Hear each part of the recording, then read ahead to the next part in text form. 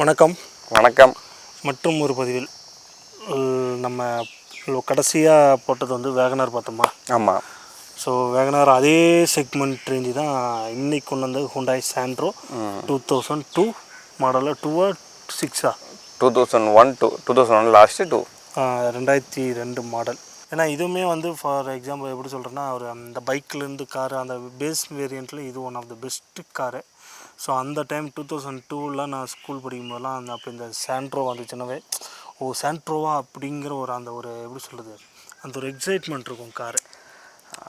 அப்போ வந்து ஃபேமிலிக்கான காருங்கிறதுல car plus வந்து அந்த டிசைனிங்கு, இந்த இன்ஜின் பானட்டு, அந்த க்ரோனு உள்ள ஸ்டேரிங் இன்டீரியர் எல்லாமே பக்கா. ஆனால் அன்னைக்கு 2002ங்கும் போது இது வந்து கொஞ்சம் டாப் வேரியண்ட். ஆமாம், டாப் எண்டு எல்லா ஆப்ஷன்ஸும் இல்லையே வந்துடும். இன்னொன்று எல்லாருமே ரொம்ப, அதாவது அப்போ வந்துட்டு இருந்த ஒரு, நீங்கள் சொன்னது ஒரு விதத்தில் கரெக்டு தான். என்னென்னா வந்து அந்த 800 வந்தெல்லாம் ரொம்ப ஹைட்டு கம்மியாக இருந்தது. அதுக்கப்புறம் மாறி வந்த கான்செப்டில் நீங்கள் லாஸ்ட் டைம் பார்த்த வேகனார் வந்து ஹைட்டாக இருக்கும் பாடி. ஆமாம். அப்படின்னால பாடி வந்து எப்படின்னா ஒரு ஷார்ப்பாக ஒரு டப்பா மாதிரியே இருக்கும். ஆமாம். ஸோ அதில் இருந்து கொஞ்சம் மாறுதல் பண்ணணும் அப்படின்ற இருக்கிற டிசைன் பார்த்தீங்கன்னா சாண்ட்ரோவில் வர எல்லாமே, சாண்ட்ரோ சிங்கு, சாண்ட்ரோ ஜிப்பு எல்லாமே வந்து என்னென்னா ஒரு கர்வி அப்படின்ற மாதிரி மாடலில் இருக்கும். எல்லாமே வந்து ரொம்ப ஷார்ப் இல்லாமல் ஒரு மாதிரி பெண்டாக லைட்டில் ஹெட்லைட்டில் இருந்து எல்லாமே வந்து ஒரு மாதிரி வளைஞ்சி இருக்கும். அது வந்து புதுசாக இருந்தது, அது எல்லாருக்கும் ரொம்ப பிடிச்சும் இருந்தது. அந்த டைமில் வந்து உங்களுக்கு டஃப் சேல்ஸ்ன்னு பார்த்தீங்கன்னா இண்டிகாவுக்கு அடுத்தது ஓரளவுக்கு போச்சுன்னா சாண்ட்ரோவும் சொல்லலாம். ஏன்னா சாண்ட்ரோ லைக் பண்ணாத பர்சன் யாருமே கிடையாது. இப்போ வரைக்குமே வந்து ஒரு 30-45 வயசுக்கு மேலே இருக்கிறவங்க ஒரு டீசெண்டான வண்டியை வச்சு நான் நார்மலாக சிட்டிக்குள்ளே ஊருக்கு போக வர்றேன் அப்படின்னா எல்லாருமே சாண்ட்ரோவும் ரெண்டுமே இப்பவும் ப்ரிஃபர் பண்ணுறாங்க. ஒரு டீசெண்டான வண்டி, கொஞ்சம் டீசெண்டான வண்டி ஒன்று வந்து உங்களுக்கு வந்து என்ஜினியர்ஸும் நல்லா என்ஜினு ப்ளஸ் வந்து மைலேஜும் சாலிடாக 18 கொடுக்குது. அப்படிங்கும்போது நமக்கு இன்னும் சிட்டிக்குள்ளலாம் சாலிடாக எப்படி 18 வரும். ஸோ ஃபார் எக்ஸாம்பிள் நீங்கள் லாங் ட்ரைவ் பண்ணிங்கன்னா வண்டி இன்னமும் ஸ்மூத்தாக இருக்குது. ஸோ இந்த வண்டியை நீங்களும் ஓட்டியிருப்பீங்க நிறையா. நீங்கள் ஆரம்பத்துலேருந்து என்கிட்ட சொன்னது வந்து சாண்ட்ரோ தான் சொல்லியிருக்கீங்க நீங்கள் நிறையா வண்டி. எனக்கு பர்சனலாக சாண்ட்ரோ ரொம்ப பிடிக்குங்க. ஏன்னா வந்து என்ன அப்படின்னா வந்து சில வண்டியில் உட்கார்ந்தோம் அப்படின்னா வந்து நமக்குன்னு ஒரு ஃபீல், உட்கார சீட்டிங் கம்ஃபர்ட் நமக்குன்னு ஒன்று ஃபீல் ஆகும். நீங்கள் சில வண்டி 800 இதெல்லாம் ஆல்டோலாம் பார்த்தீங்கன்னா சீட்டிங் நல்ல அகலமாக உட்கார்ந்த மாதிரி இருக்கும். இண்டிகாவே நல்லா அகலமாக உட்கார்ந்த மாதிரி இருக்கும். ஆனால் எல்லாமே ஒரு மாதிரி கீழே உட்கார்ந்த மாதிரி இருக்கும், நம்ம வெட்டி பார்க்குற மாதிரி இருக்கும்.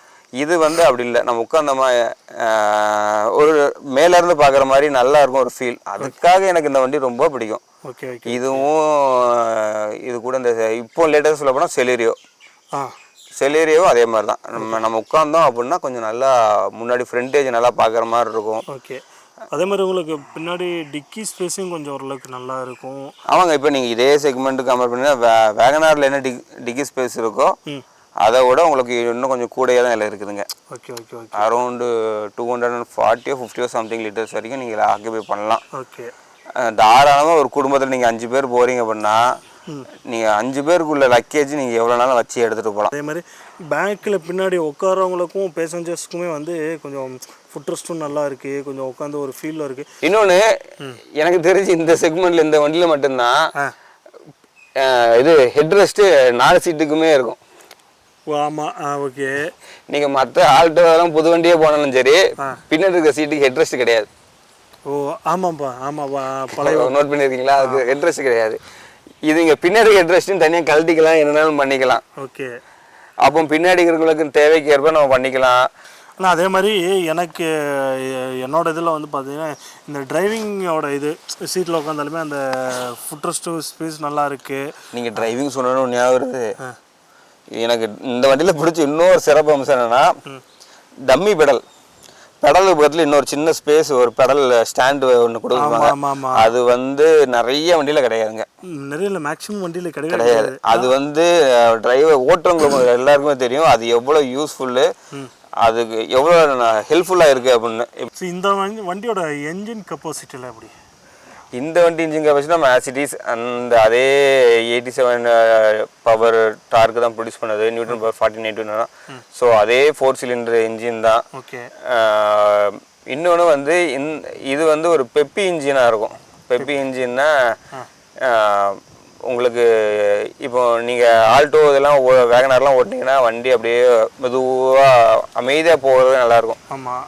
இது வந்து எப்படின்னா ஒரு மாதிரி வண்டி ஓட்டணும் அப்படின்ற மாதிரி உங்களுக்கு எனக்கு ஃபீல் ஆகும். Okay okay.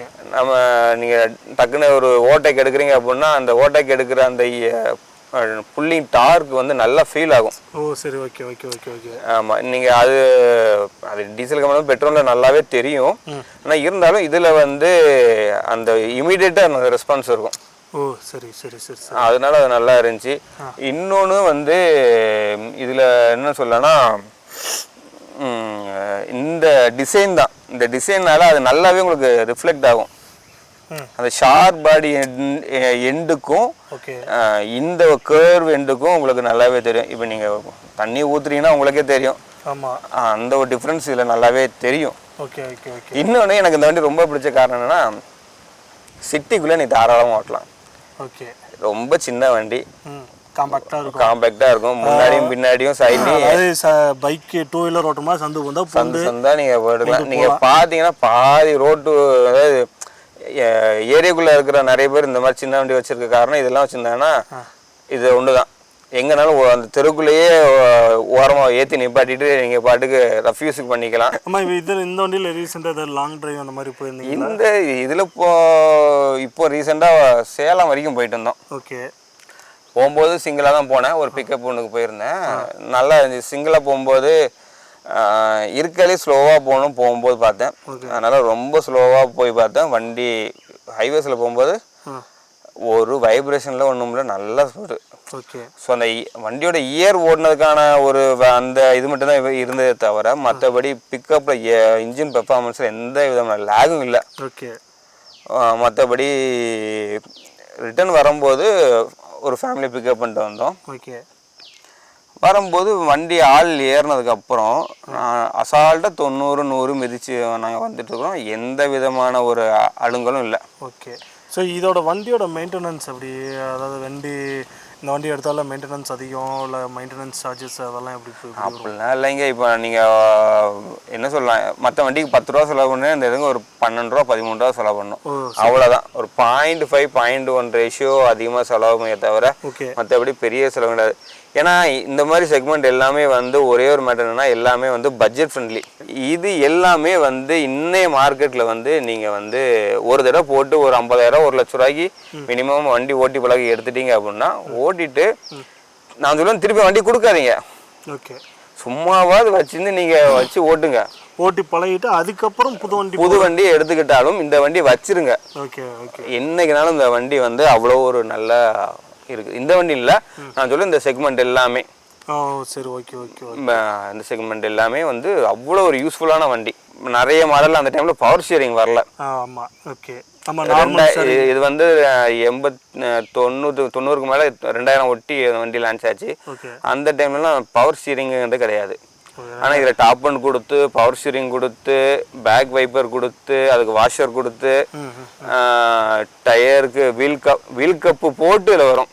Okay okay okay. So அந்த மாதிரி அந்த டைமில் வந்து மக்களை ரொம்ப கவர்ந்து எழுதுது வண்டி. இல்லை இப்போ நம்ம வந்து கிட்டத்தட்ட வந்து டீட்டெயிலாக வந்து நம்ம ஓரளவுக்கு நமக்கு தெரிஞ்ச விதத்தில் நம்ம சொல்லியிருக்கோம்ப்பா. ஏன்னா இன்ஜினோட பெர்ஃபார்மன்ஸ் சொல்லியிருக்கோங்க. ஸோ உள்ள பேசஞ்சர்ஸ் அவங்களோட சிட்டிங் கம்ஃபர்ட்டு, நம்ம உட்காந்த கம்ஃபர்ட் ஜோனு எல்லாமே நம்ம டீட்டெயிலாக சொல்லியிருக்கோம்.